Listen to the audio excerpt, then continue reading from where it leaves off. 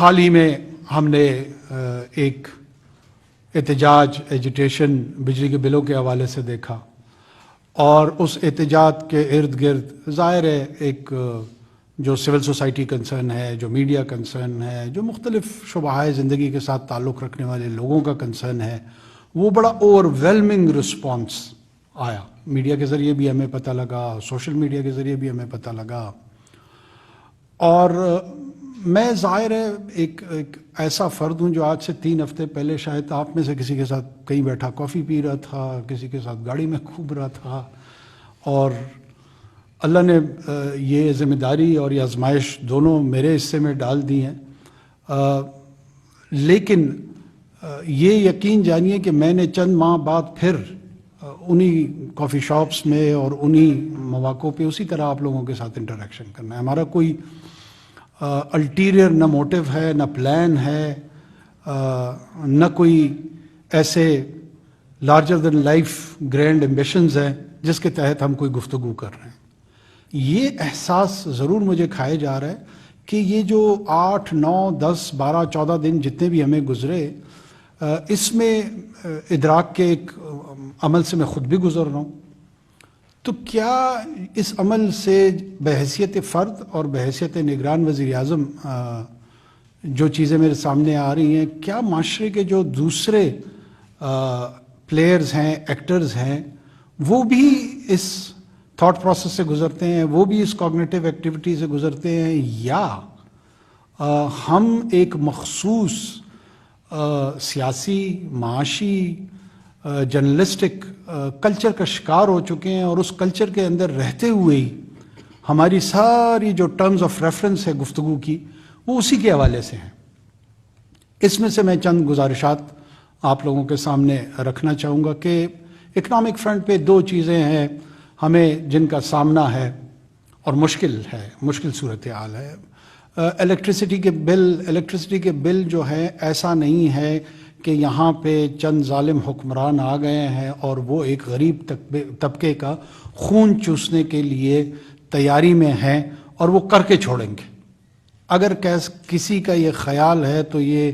خوش فہمی اور غلط فہمی برائے مہربانی دونوں دور کر دیں۔ ہم یہاں کیوں ہیں؟ یہ وہ سوال ہے جس پہ مجھے بھی سوچنا چاہیے، جس پہ پچھلے 3 دہائیوں سے ہمارے ہاں جنہوں نے حکومتیں کی ہیں ان کو بھی سوچنا چاہیے، جو اس میں اداراتی اور پروفیشنل انپٹس لوگوں کی آئی ہیں ان کو بھی سوچنا چاہیے، اور اس سوچنے کے ساتھ ساتھ پھر ہمیں بالکل ٹھنڈے دل و دماغ کے ساتھ یہ بھی سوچنا چاہیے کہ اس سے نکلنے کی راہ کیا ہے، تجاویز کون دے گی۔ دنیا میں یہ کلچر ہے کہ میڈیا بھی تجاویز دیتی ہے، میڈیا کو ایک پلر سوسائٹی اور اسٹیٹ کا سمجھا جاتا ہے، لیکن وہ تجاویز دینے کے لیے پہلے تو میڈیا کو بھی اکوپڈ ہونا پڑے گا اپنے ریلیونٹ شعبے میں جس میں وہ تجاویز دینا چاہتے ہیں، کہ وہاں پہ انفارمڈ اور ایکسپرٹ اوپینین آئے۔ We are very much clear on that. اب وہ مارکیٹ فورسز کے تحت یہاں پہ اسمگلنگ کی ایکٹیویٹی، افغان ٹرانزٹ ٹریڈ سے جڑے ہوئے مسائل، پلس جو ڈی انسینٹیوائز ہو گئی ہے اکانومی،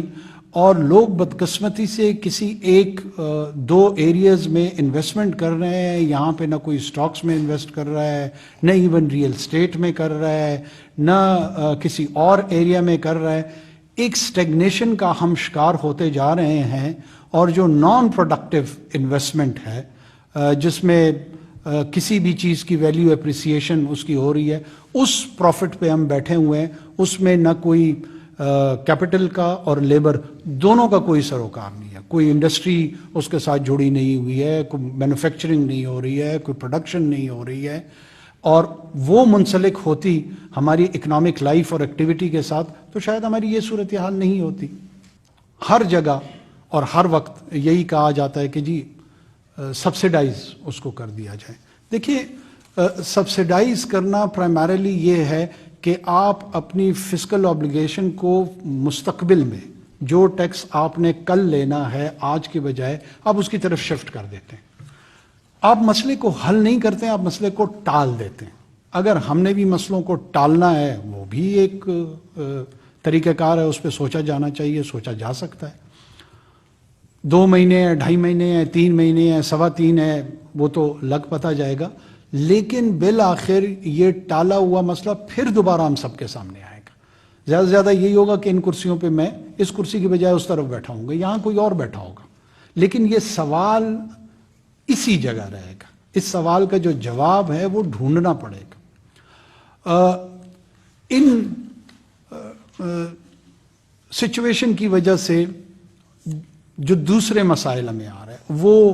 سوشل اور پولیٹیکل بھی آ رہے ہیں. ایک ایسا بیانیہ گھڑنے کی کوشش بعض اوقات ڈیجیٹل میڈیا میں، ڈیجیٹل سپیس میں، سوشل میڈیا میں، مین سٹریم میڈیا میں ڈسپونڈنسی کی طرف، یاسیت کی طرف، وہ ایسے تقابلی جائزہ لیا جا رہا ہوتا ہے جیسے خاکم بدہن کل یا پرسوں یا ترسوں پاکستان بطور معاشرہ یا ریاست وہ کولیپس کرنے لگا ہے. اچھا، اور یہ بڑے سنجیدہ لوگ بھی بعض اوقات اس پہ آرگیو کر رہے ہوتے ہیں. ساتھ ہی ساتھ ہمیں اپنے ویسٹرن بارڈر سے جو سیکیورٹی کا چیلنج ہے، وہ سیکیورٹی چیلنج بھی اس کو بھی بڑے سکیوڈ انداز میں، ڈسٹارٹڈ انداز میں دیکھا جاتا ہے.